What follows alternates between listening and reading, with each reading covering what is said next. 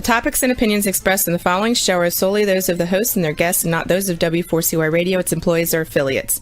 We make no recommendations or endorsements for radio show programs, services, or products mentioned on air or on our web. No liability, explicit or implied, shall be extended to W4CY Radio or its employees or affiliates. Any questions or comments should be directed to those show hosts. Thank you for choosing W4CY Radio.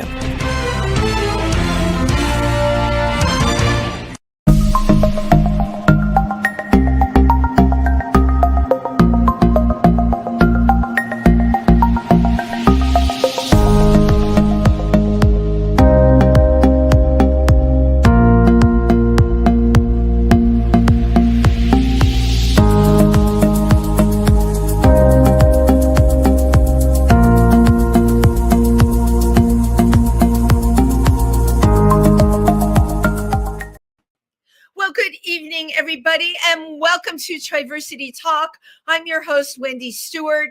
Very happy to be with you on this cold, wintry night. And if you're watching this, we're all snug as a bug in a rug in our houses, I hope, and just trying to get through the winter.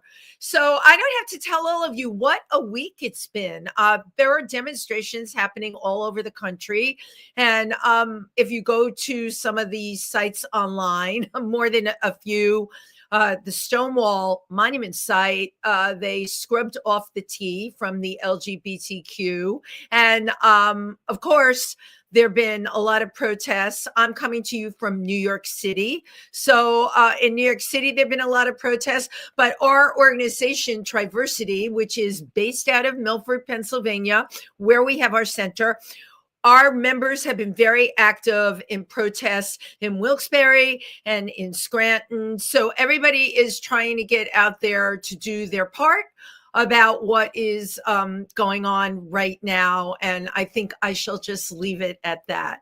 So it's very timely for me that I have a guest tonight that before all the things that are happening in the country right now happened, they wrote a book, and it was a photographic book.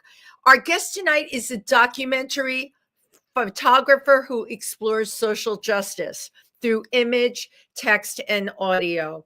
Our guest tonight did an amazing book.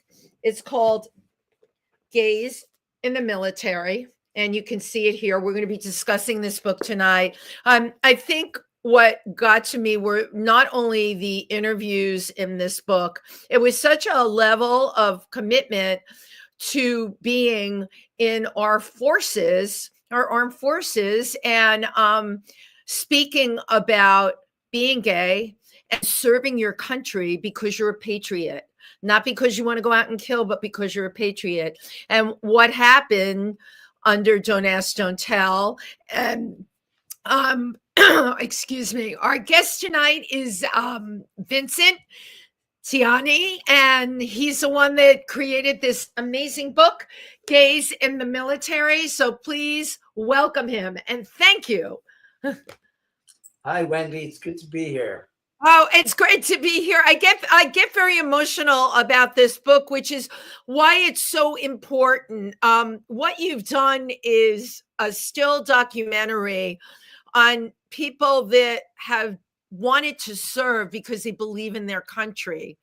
And in so many ways, after reading what they wrote or what happened to them after, not being able to be who they are or openly love who they are, it's as if we've turned our backs and said, hey, you know what? You're just here to serve, and that it's going to end there. We forget that we are dealing with human beings. So I want to thank you for creating this, Vince, really.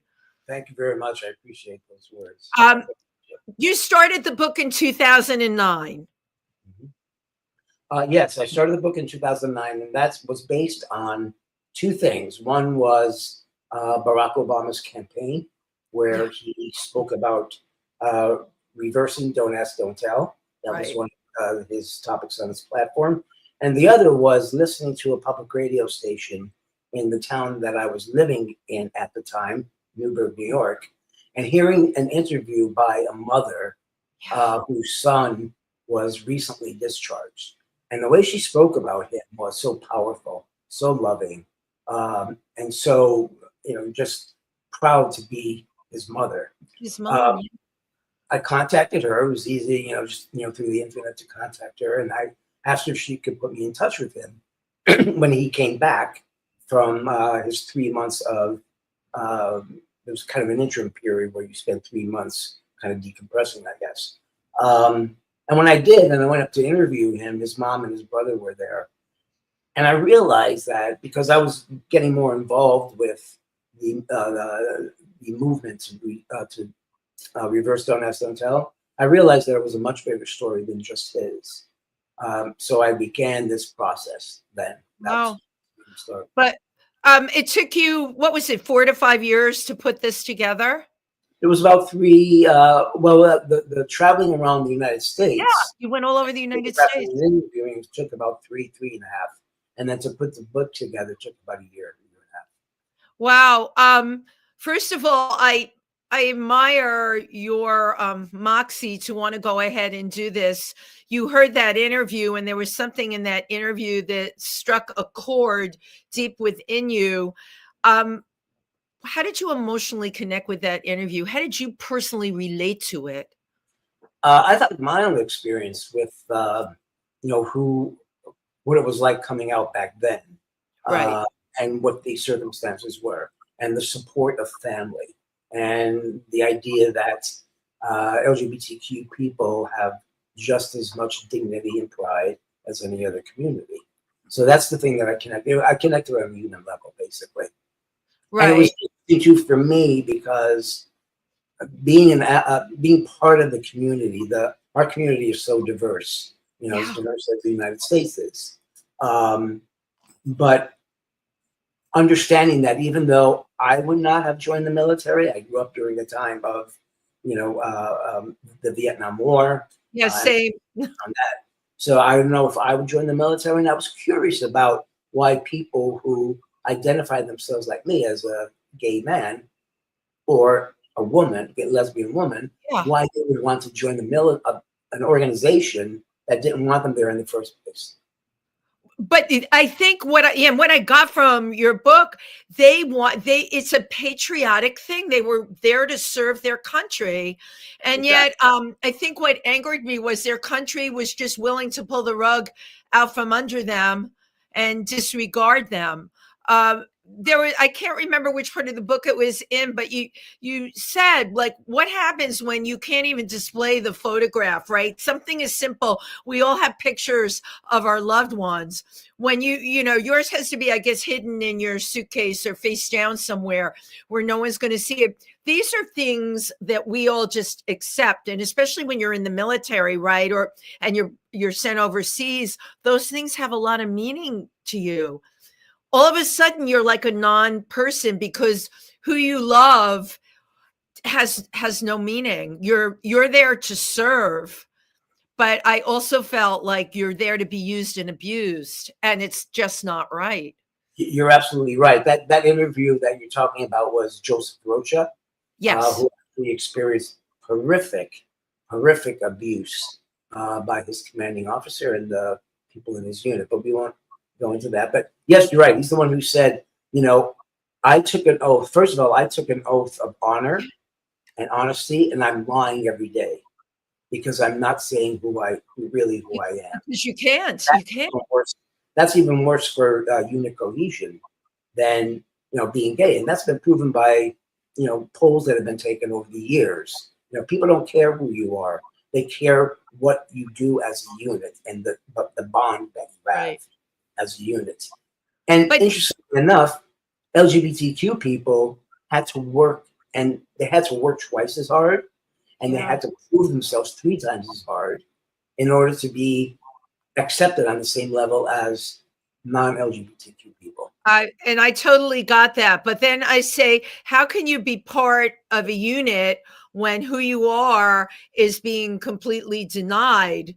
And for anyone in that unit that could be homophobic, they've already judged you. There's no way you're going to win them over. So how can you be part of a unit and be sent off in many cases, to fight a war where, especially Afghanistan, where you can be killed? It's really a very daunting position to be in. It certainly is. And one of the things about the book also is I interviewed and photographed everyone from a World War II veteran to Yeah. recent enlistees. So when I was starting to do my research around this, with all of the different bands throughout the decades, they were based on different things. So the experiences of the LGBT community in the military were very different. But as you said in the beginning, Don't Ask, Don't Tell was a particularly horrific idea because, number one, it was passed as a law by Congress. First time any group of people were could not join an organization. And then it also was enacted as a policy, where previously it was always just military policy. Right. So you have this kind of this fighting against each other, and basically it was a compromise between the Clinton administration and the far right at the time. And you know what? I didn't know that till you brought it up. That causes a lot of psychological, just as you were noting in terms of the photographs, that causes a lot of psychological stress in addition to the abuse that they were receiving. Right. Well, that was going to be my next point. They're suffering through the abuse of serving, and then you get out. Who are you when you get out? Because you go in one way, you can be gay, but you go in, and then you come out and you've had all these things happen to you while you had to hide who you were, and then you come out, and then what happens? That's a really good question. I looked at the faces in there, and I mean, all I could think about was the kind of fallout, right? They follow people, they follow veterans. I mean, veterans in general are, to me, we should be putting them up on a pedestal. They should be honored, all kinds of whatever they need, right? You're LGBTQ and you're in the military and you are just cut loose into the world when you're done. Don't let the door hit you on the way out. And then what are you supposed to do? Because you've been through some horrific experiences. I don't think, to my knowledge, and you can correct me, we have anything at all in place. In terms of now? Yeah. Well, it's right now, as we all know. But I wanted to talk to one of the things that you had mentioned, and that is, the fact that what happens to people when they are discharged. Yeah. Because most of the people that I photographed and interviewed were discharged, and it was a dishonorable discharge. So they lost everything, their benefits. They lost. I mean, just some of them were even erased from the books. The fact that they served in the military was just taken out of the records. So that's another way of erasing history in a sense. Right. So that question that you asked, what happens to you?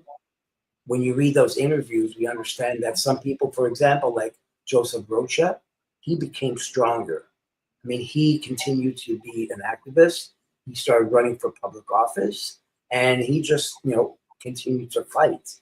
Other people had a very opposite experience, and it devastated them, and they could not, get out of this post-traumatic stress that they had. Right. And I think it's doubled if you're LGBTQ, many people in the military suffer that. And then now it's like a double whammy. What were your challenges in doing this? When I was looking at the pictures and reading the interviews, I imagined you basically, I know you scheduled it, but it's cold calling, right? You're walking into someone's house. You don't know them, they don't know you. How did you get their trust? That's a really good question. That trust was built up over time. So thankfully, the internet was there and Facebook was around. And as I said before, I started doing research. I started reading books about all the other types of bands going back to history. I started, of course, it was in the news at the time. So I started reading newspapers or watching television, started contacting people that were at the forefront fighting. I was going to Washington D.C. To do canvassing on the Hill with a couple organizations. A couple organizations were using photographs that I started to make. But basically, the answer is it took time to build trust. Yeah. In the beginning. So there was a conversation. I allowed them to kind of come to me and feel comfortable with me. Once I started making photographs and I started sending the edited pictures back to them or some of the interviews as well, the word spread, by word of mouth. So Right. the most difficult part, I think thank you for the compliment at the beginning. You said I'm a very empathetic person. I think Yeah. that's what people feel. So people can feel comfortable with me and trust that I will take care of them, during that interview. And I had to, it was their memories, it was their life, it was their Yeah. fears that they were talking about.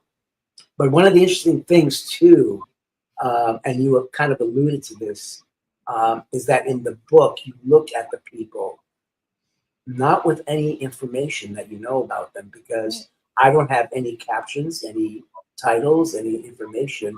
You just kind of go through that book and look at it, and you bring your own perspective and your own biases. Yeah. And then you start reading the interviews, and there's a page number at the bottom, and you can go back and look at that person, and all of a sudden it starts changing. It's interesting because your process was to do the interview first, and Exactly. then, right, because you would get them to open up and talk to you, and then you would shoot the pictures. You're absolutely right. And that was, I needed to actually establish the bond, and I needed to have them feel that trust and that comfort. Because we still had a machine that was recording it. It was a very Right. small little Sony Walkman at the time. It's now, they don't even use them. Kids don't even know what they are. I know what they are. It's okay. I know what it is. But the trust that was built, and I was listening to things that they were talking about that they had not visited for a very long time, or I brought them to places that kind of unearthed feelings and experiences that they thought about. So yes, it was. I had a very sensitive and very fragile sometimes person to work with, so I had to be responsible for them as well. You had to be responsible. But I also got the feeling your position was fragile in that you're dealing with deep psychological stuff. And you have to do this to create the kind of book that you did. But you become like a psychologist, right? And people are telling you really deep emotional feelings, and you've gotten their trust, but it's still I thought a draining position to be in many ways, and a very fragile position to be in, because of the conversation, you're having them bring up stuff. And I'm sure some of this stuff had to be buried for their own survival. And some of the stuff was absolutely devastating to me. Very astute comment, because yes, after doing the interview, and some of them were they went so deep and so intensely that it started to break me down. There's a number of times that I would walk out to the car after the interview and just let go, because the stories were so horrific. So horrific. But then I also had to make those photographs after the interview, so it was sometimes the interview helped me understand how to photograph them, but also became even more difficult, now making a photograph after listening to that. Well, actually, I shouldn't say more difficult, but there was more of an emotional connection there. But you know what? When I looked at those photographs, I think that that's what had to be. Like, you get a person at the height of what they're thinking, who they are, and those photographs are very, very much in the moment.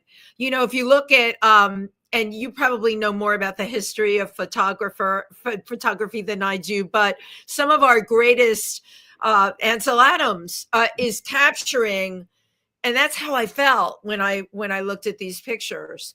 And you were on the ride with them, right? They're telling you this, but then you start shooting, and now you're on level playing field in a lot of ways. They're the subject, and you're the one capturing the subject. It's a very powerful position to be in. And one of the things you said in the book, you left their house as emotionally drained as they were, I'm sure. Yes. Yeah. Yeah. It's. I mean, there's certainly a sense of responsibility, but also there's a certain sense of empowerment that we got to a point. Someone, and you stated it very well. I walked into their house, even though I had conversations with them, via Facebook or email or even phone. I walk into their house for the first time meeting them. Yeah, face to face. What was powerful is that collaboration that happened with making the portrait, making the photograph after we experienced the conversation. I mean, it became a true collaboration. Yeah. Well, to capture what you did, it would have to be a true collaboration. So I did wonder, was there anyone, even though you had connected on the internet and through social media prior, was there anyone when you got there that said, no, I don't want to do this? Not when I got to their place, no, but I would say of the people that I reached out to along the way, maybe about 30% of them did not want to participate. They didn't want to participate. Right. So what I did was I scheduled interviews and photographs in different parts of the country on 5 different road trips. So one was on the East Coast from New York all the way down to Florida. 2 of them were on the West Coast. One was in the South, and one was in the Midwest, Chicago and its environs. And by the time that I arranged these, and they were very specific because they had to be scheduled, I had to consider travel time, things like that, just a little downtime as well. But as I made them, when I walked there, all of them really were excited to be able to talk about what their experience was and to have someone acknowledge it. Right. And to have the support from you. I'm curious, have you stayed in touch with any of the people that you photographed? Yeah, I would say maybe around 8 or 9 of them, yeah. Oh, that's great. Yeah. And then, just every once in a while, people on Facebook, I'm Facebook friends with all of them. So every once in a while, we kind of, connect through there. But yeah, there's maybe about 8 or 9 that I'm kind of, somewhat regularly in touch with. That you're able to stay in contact with. Well, I loved your TED Talk that you did at the University of Nevada. Thank was you. Really, really great. And I took a little excerpt from it that I want to play tonight because it also shows the photographs from the book, which is much better than me holding it up. I had to tell you, this whole world of podcasting to me was like, I didn't used to do this. I did TV things. This is a whole other thing for me. I have to tell you, I relate very much to your backdrop. Oh, thank you. Well, yeah, homegrown. We're not in a studio, are we? No, we're not. Okay, Juan, can you play that clip for us, please? Thank you. Hello, my name is Vincent Gianni. I am a documentary photographer. I'm going to be speaking to you today about my project and book, Gays in the Military. But first, I would like for you to consider some of the photographs and voices of my subjects. Admirals stated that commanders should hunt high and low to find anyone they can to separate from the military, specifically homosexuals. I had 3 weeks left in my terms of service when they discharged me. Obviously, one of the guys went to OSI or went to somebody and said he's gay. Right away, my dreams were being crushed in regards to what I thought the military was. I went in thinking that I could just not talk about my romantic life, But with these personal relationships and these bonds comes, personal inquiries. You know what breaks up unit cohesion? You know what disrupts morale? Is a witch hunt. In the middle of the Iraq War, they're searching private emails to see if someone's violated Don't Ask, Don't Tell. And the benefit of the doubt led to the question, are you gay? And I refused to answer. They were caught having sex. They were beat, hospitalized. The fact that I was part of an institution that would allow me to be violated in that way made me rethink my entire decision to come to West Point. Keeping my private life very separate from my professional life, and in all likelihood never having a significant relationship. No real relationships, and that was just the way it went. They don't understand what it does to people. Airborne infantry soldier. Shaking. So afraid. It's the one time in my life I thought about suicide. And I picked up the phone book and found the counselor because I had to talk to someone before I killed myself. Nothing was ever done to the guys that did it because they beat up a bunch of faggots. So who cared? And that's what started me coming out. I resigned, and I made my resignation public, and I told the academy the exact reasons why I was leaving. I blew up during the interview and basically told OSI to go fuck themselves. They gave me less than honorable discharge. I was put out under Don't Ask, Don't Tell. Felt very alienated, very alone. So there was all kinds of conflicts going on in my head. I've compromised my integrity so many times. I never told. The Air Force, in essence, asked, and yet I was still thrown out. A lot of people say, they're like, well, if you don't like it, just leave. Well, but you know what? I still love this country, so I'm still going to defend it. The Army was my first love. Wow. That says it all. It really says it all. It does. And the second to last person was Joseph Rocha, the guy who's standing in front of the Capitol. Right. But what a range of people, what a range of feelings. And that's a very powerful piece along with your book, because we're hearing the voices of the people that are in the book. I mean, it just, when I saw that TED Talk, it's really great. And I'm really... The project is a book. I don't print photographs. I only give digital files to people need them. But the intention of it was to have an audio and visual experience in a space so that you can walk through and hear these voices along with the photographs. I mean, it's very, very powerful. And, I find myself thinking that it should have a permanent home, right, with the images and the voices that people can walk into. Because with what's going on now, I think we are going to need this kind of thing. I'm an empath myself, and I'm very much affected by what's fair and right and what's humanitarian. And I personally feel now we're in a very anti-humanitarian time, We're in a very fragile time. I mean, there's so many groups of people that don't know what their future is going to be. Right. And, as you kind of alluded to before, the trans community now, I mean, having gained, as much as they could over the last 10 or so years, are losing all of that. They're being erased away from history. Right. And, I have a couple of people that I had met through this organization that serve their country, that are trans.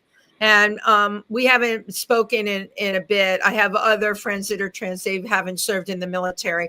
But it was interesting to me through Triversity meeting people that had gone to West Point that were trans in the military, because I found myself thinking, to me, a normal civilian military is very, macho, rough. Even if you're a woman, you're tough. They put you through paces that are tough. And I wondered what it was like. And I have to tell you, the people I know that did serve, it was the same thing. They were serving their country. That's what they were doing. Exactly. It had nothing to do about them being trans or whatever. They were serving their country. And that's what really is so wrong about this, that we will turn our backs and make people less than. To be taking the tea off of government websites is horrible. And I'm just sitting there waiting. What is that expression for the other shoe to drop, right? Because these days, and I'm here in New York City, we have discussions about this. Like, there's not a day that goes by. I'm huge on social media, and it just seems to be one assault after the next. And I don't know where we are going to all end up after this. I do know that now is a time when the people that have one common belief need to really come together. And I think there's a groundswell. I think there's a groundswell. That's exactly what, and I believe it's going to be from a community level, pushback from a community level. That's exactly what drove me to open up the Newburgh Community Photo Project, during when our president now was first elected in 2016. I thought, how could I do something on a community base, on a community level, to offset what might happen? Right. So luckily, my background is actually in radical social politics and community organizing. So I come from that perspective. So when I opened up the Newburgh Community Photo Project, it was the idea of engaging people in the community that don't have representation. And over 5 years, we went from this grassroots, organization without any money to actually being able every summer to give out 5 fellowships of $7,000 for the summer to work on a collaborative project. So which is so incredible that I know Newburgh, and you won't believe this now, Vincent, while we're talking. Now this whole conversation comes back to me when I met you. When you came to the screening of my film, we had talked about this. You were doing this project in Newburgh then. And this show that I have did not exist then. Triversity did, of course, was involved. And I probably, if I go in my phone, will still have your contact information. Well, I had yours in my phone. Well, I am so glad that gong just went off in my head. I remember this conversation. And I had been to Newburgh a number of times, and I know a number of people that are involved with the LGBTQ up there. So, wow. And we also have a wonderful mutual friend. Yes, I know. It's great, right? That's what mutual friends are for. So you had also done another project about skating. We skate hardcore. Exactly. When I lived in New York City, I lived in Williamsburg, Brooklyn for about 17 years. Wow. And I photographed in my neighborhood. One of the things that my projects come out of my response to what I'm experiencing. So in terms of the gays in the military, I mentioned about hearing that interview, but I was living in the south side of Williamsburg, and I was going out on the street and photographing, and met this group of kids that were trying to get a skate park built, and they were building these do-it-yourself ramps and things with scrap material until they were torn down by somebody and they had to go to another place. Then they go build them again. Right, exactly. So this went on for 9 years. That was a 9-year project. That became a real collaborative project because we got so tight. I mean, they used to come to my studio. I would give them photographs. They would write their stories on the photographs. So when you look at that book, it's a compilation of my words, my photographs, their words, their photographs, and then also video that I made. But we just had a 20-year anniversary party this last summer in 2024. It was the 20-year anniversary of the publication, and about 7 or 8 of the bladers, along with their families, came down. And we did a big skate event and a big party. And they're still skating. Some of them are still skating, still fragile. Yeah, they've got to be careful because they're a little bit older now. Yeah, right. They have families, but they're still skating. Right. Yeah, and some of their kids are skating as well too. So would you say the fact that you do this documentation with photography and word, is it for you a political statement? What it is my view of what's happening in the world from my personal perspective, but also trying to place it within an objective conversation, a conversation where people can come to their own conclusions. Conclusion, yeah. Within the conversation. So when I was reading about you, you experienced when you were 9 years old an illness. It made you feel isolated. Exactly. I talk about that in the TED Talk. So I was sick for 2 years, isolated from my family. Basically, I was highly contagious at the time, I was actually susceptible to contagion at the time. Wow. And yeah, I think that's where that empathy and that my interest in hearing other people's stories and what their lives are about, that's kind of where that came from. I remember hearing that and thinking that probably lay the groundwork. It did.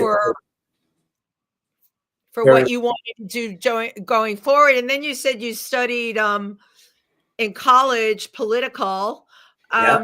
You've combined I love when people can combine two things that you wouldn't think would go together, right? The art and the political perspective.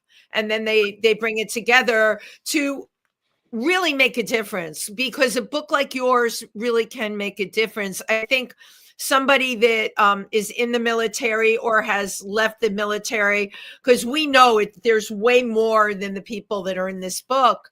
But when you read about other people that have been through a similar life experience that you have that aha moment when you said, I remember feeling like that. You read about it, you see their photograph. Exactly. Yeah. I'm sorry. There was something that you had mentioned before. I lost my train of thought right now. But that's okay. It'll come back at 2:00 in the morning. That's when I wake up in the middle of the night and then I can't get back to sleep because I start thinking about something that I wanted to ask someone that I was interviewing during the day. Right. And it comes about. Well, what I was going to say is now, you made me think of it, is that I've done different things throughout my life, but there's this thread that goes through, even going back to that time that I was ill. It's this thread of a concern about humanity, an idea that I am part of a community. Life many times is fragile. Interestingly enough, now, since I moved to Philadelphia, I'm actually going back again into my past, and I'm working on photographs that I made of New York City Pride March. Which one was it? Between 1985 and 1995. So oh my God! So that was like the whole start of AIDS. Exactly. So the book is actually based on the photographs from New York City Pride, but it's about identity, it's about community, and it's about the activism around HIV. But it's going to be a 2-volume set. One will be focused on the Pride photographs, and then all of the history, the political, stories that went on at the time. The other is taken from my journals and my own personal experience. Brilliant! You kept journals. Wow, brilliant! Those years, and the photograph that I made of my personal experiences, friends, my lover, etc., etc. So I'm going kind of back in time, and it's a much more personal project that I'm working on right now. Well, you probably had to evolve to who you are now. All right. Sometimes we have to go forward in our history to validate where we came from in our history. And then the new project will be a lot of who you are now and what you've seen and what you've photographed will all come up for you. Yeah, it's informed a lot more by your experience as well. It's a really interesting journey. This would not have happened, actually, if the pandemic had not occurred. Because during lockdown for 3 months or so, I couldn't do anything else. So I spent 8 to 10 hours a day, 6 days a week in my darkroom, going back, able to print these photographs because I never printed them before. There was always something else going on. So that lockdown gave me the opportunity to actually uncover that work. So I was printing these photographs while things like George Floyd was happening, things like Right. pandemic in the communities that were being hardest hit. And I'm looking at these photographs from 40 years ago, and they're fighting for the same thing. They're fighting for their lives in a sense. That's amazing that I've had a lot of pandemic discussions on all of my shows that I do because I love creative people. And the question always is, how did you get through the pandemic? There's a lot of people that were immobilized. And then there's a lot of people that use some creative process to get through it. And that's exactly what, you reached out and you had these photographs, and now you're going to end up having a whole 2-volume book from it. Amazing. Right. Yeah. And actually, it's part of it was the way the last 35, 40 years of my life went, because I always used the wintertime, the cold weather, to print in the dark. So I would just hibernate, until maybe April, until the spring came. So it was, part of that was what my ritual was, but the amount of time that I had to devote to it was tremendous. Wow. Well, that's something I'm certainly going to look forward to. And should you need any people from that time, believe it or not, I'm still friends with a large portion of them. You'll know their names. If you please don't hesitate to reach out. The ones that are still here, I'm still hanging out with because I'm that kind of person. Well, that's great. So let me tell you a little anecdote. Yes, maybe I love anecdotes. 2-3 weeks ago, I was invited to go out to lunch by a mutual friend of a friend of mine and his new partner, a woman. And his partner was inviting 2 friends of hers, 2 men who were partners, and they had just recently moved from New York City to Philadelphia during the pandemic. So we're talking to each other. I'm telling him about this project on the New York City Pride marches, and sitting next to the person sitting next to me said, "Oh, I was Sybil Bruncheon. Sybil Bruncheon. I know who Sybil I was Bruncheon. sitting next to Sybil Bruncheon, and I had like 5 photographs of Sybil Bruncheon in the parade from different years." Oh, I'm sure Sybil Bruncheon would love to see those. Oh, that's great. I fell off my chair. Well, we're going to be getting together soon again, so because they live now here in Philadelphia. So right. you know Sybil. We're not like, we have a lot of mutuals. Right. We have that are in the arts up in New York because, it's a huge drag scene here, which of course under RuPaul got even a bigger drag scene, So yeah, I didn't know Sybil Bruncheon had moved to Philly though. Yep. Well, yeah, around the pandemic, he and his partner moved here. Wow. So. Wow. Do you miss New York? Do you miss being up here? Well, I spent 17 years in Williamsburg, Brooklyn. Yeah.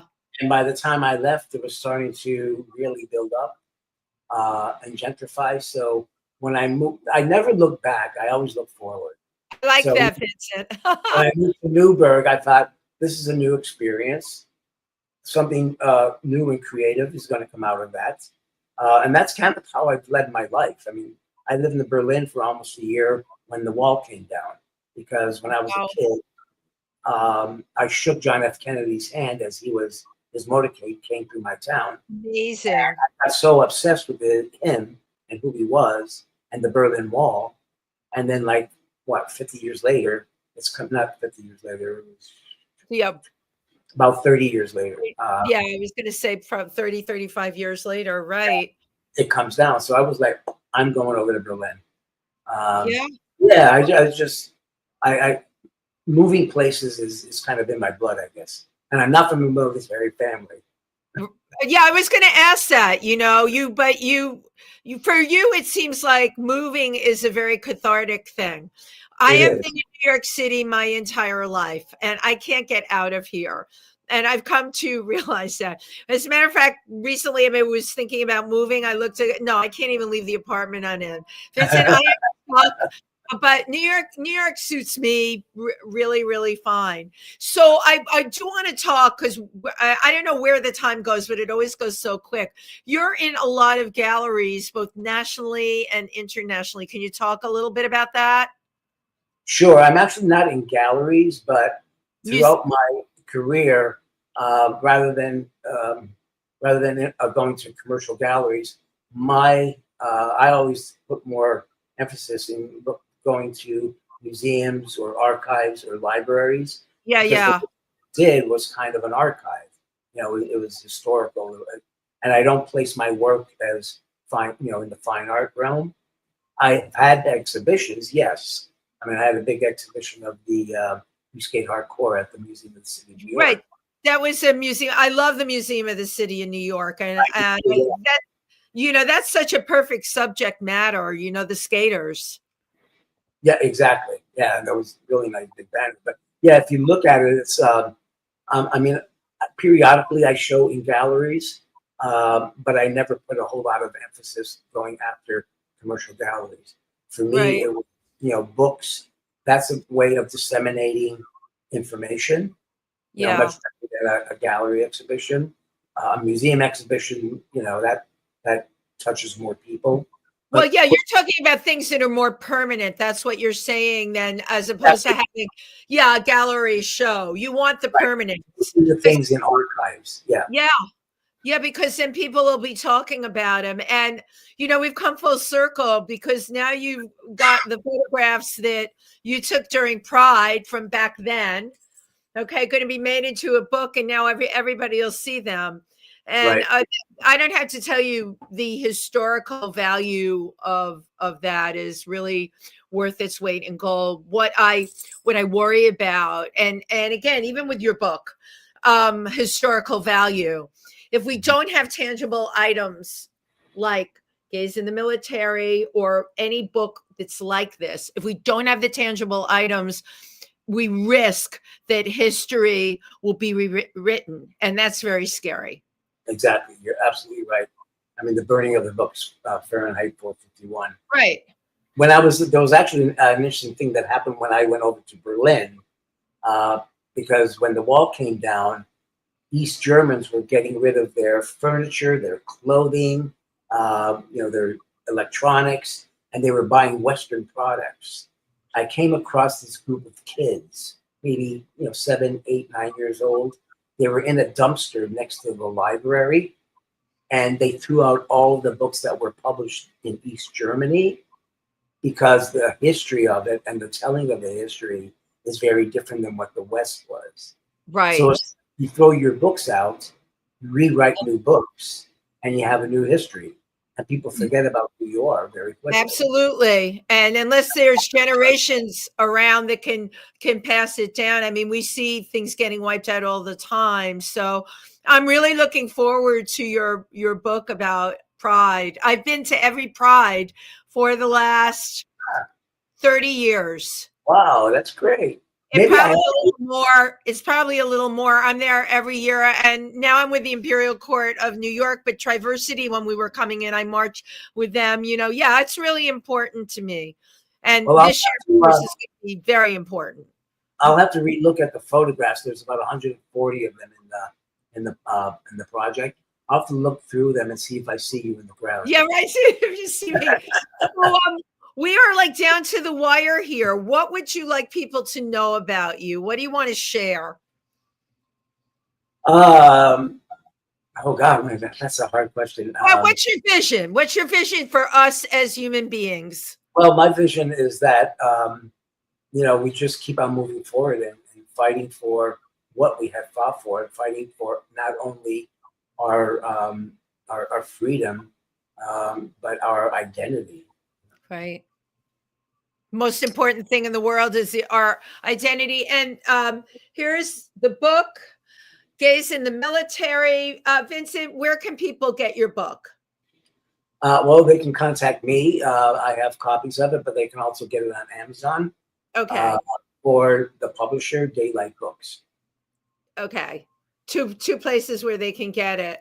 Right. And if they can get it on Amazon, I think there's going to be on the 28th is the shopping blackout, and Amazon's on that list not to order anything then. So if you're watching this show, you can Vince, you're on social media, yeah? Yes. You're on Facebook. And you can contact Vincent Gianni on there under Messenger, probably, if you want to order a book, or you can, before February 28th, just go ahead and order it from Amazon. I have a number of people I think this would make a really great gift for. It's really quite wonderful. I want to thank you for being with us, for sharing what you did. And, you're making a difference in the world through your art, the way you see. And I think that that's one of the most important things that any of us can do, right?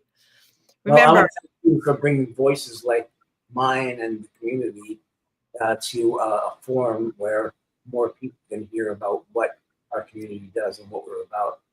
yeah, exactly. No, I totally agree. And my personal wish list for you, because I always have this, I would love a permanent place in a museum somewhere that had the video that you put up with the pictures and the voices, so that people could walk through and hear that.